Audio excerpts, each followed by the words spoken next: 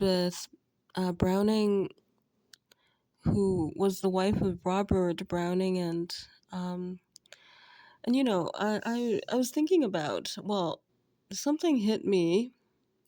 It tends to hit me once or so. I mean, every often, and it is because I teach piano.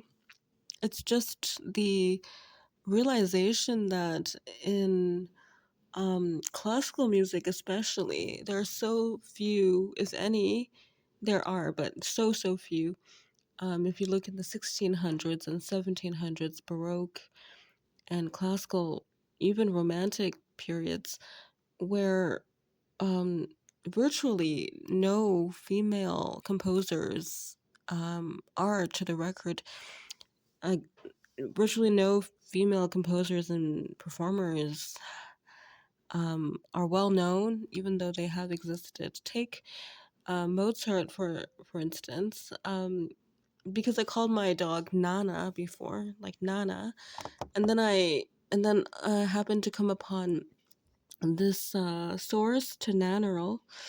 Nannerl, who was Mozart's, which is a nickname of Mozart's sister, older sister, who toured before him and was just as proficient at piano and also a prodigy, but really who knew her, and it took me what, like 20 years later to find out about her. My piano teacher never told me about her, and even though I played quite a bit of Mozart back in the day, so it really goes to show what kind of, what kind of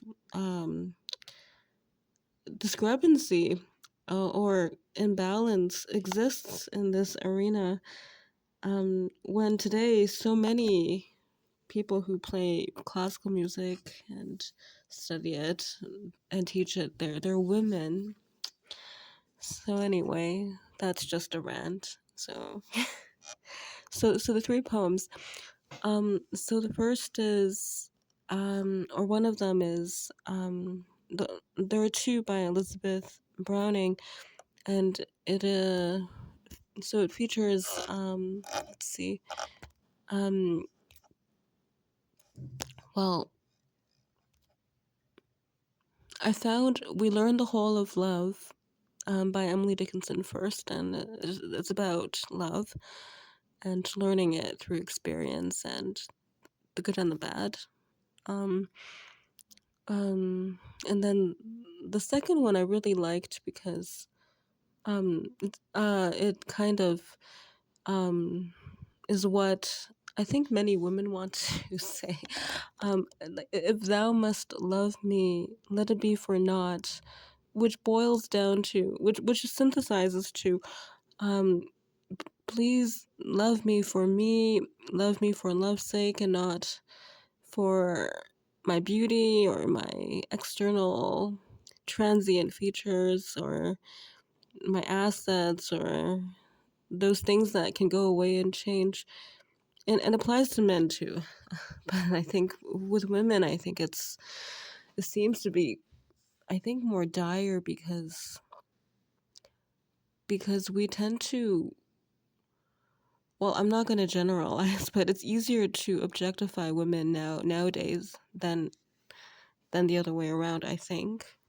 Um, Objectify or treat as things. And then the other one is by Elizabeth Barrett Browning also, and it's how do I love thee? And she goes through so many ways of how you can love somebody. So I'm just gonna, I don't know what I'm doing. We can just see where this goes.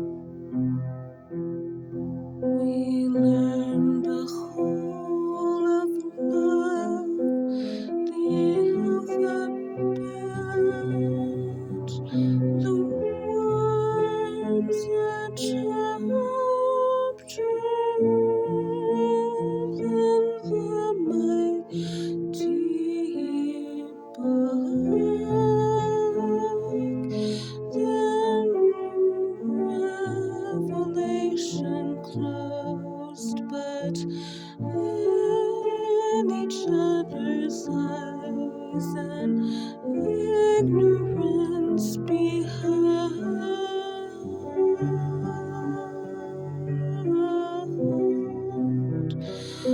diviner than the childhoods, and each to each a child, tempted to expound what neither understood.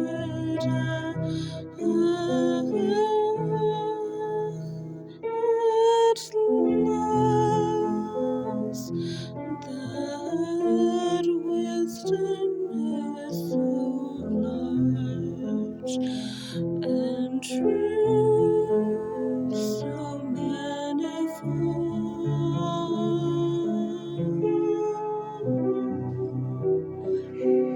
We learn the whole of love, the alphabet, the words, the chapter, then a mighty book,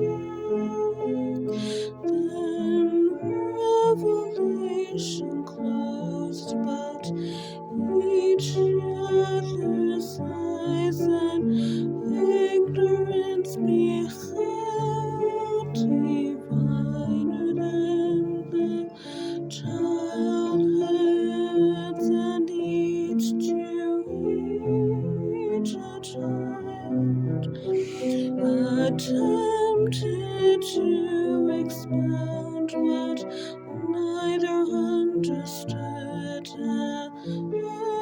last, that wisdom is so large, and truth so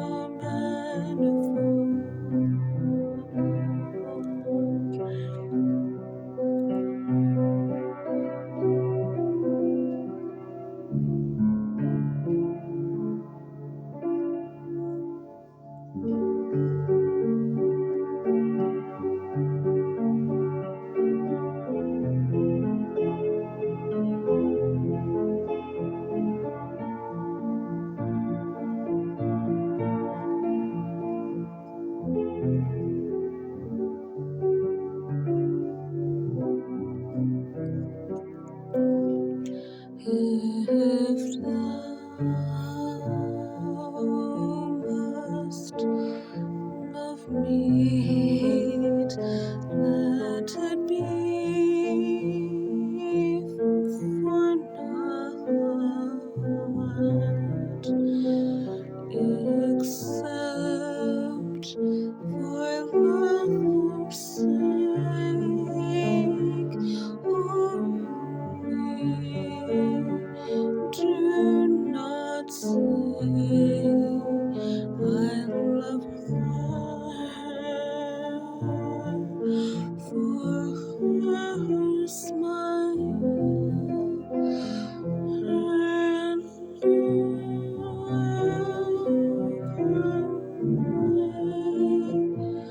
of speaking gently, for trick of the heart, that falls in well with mine, and certes but a sense of pleasant ease on such a day. For these things in themselves, beloved, may be changed.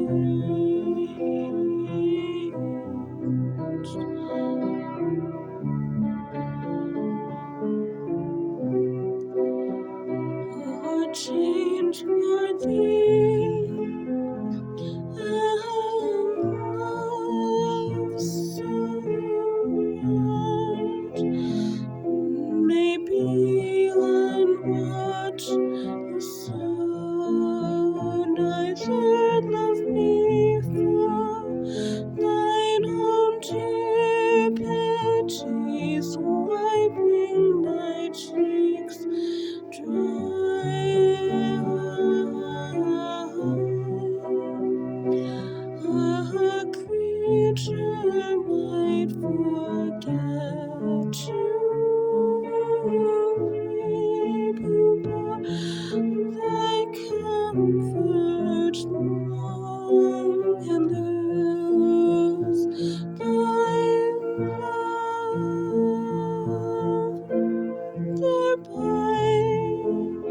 but love me for love's sake, that evermore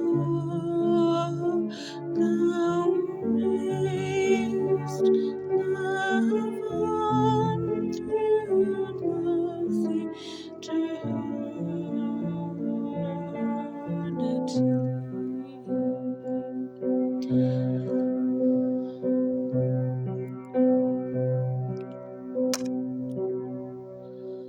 How do I love thee? Let me count the ways I love thee to the depth and breadth and height my soul can reach when feeling out of sight. For lands of being and I'll deal grace. I love thee to the level of every dayest, most quiet need by sun and candlelight. I love thee freely as men strive for right. I love thee purely as they turn from praise. I love thee with a passion put to use in my old gravesand with my childhood's faith. I love thee with a love I seem to lose, with my lost saints. I love thee with the breath, smile,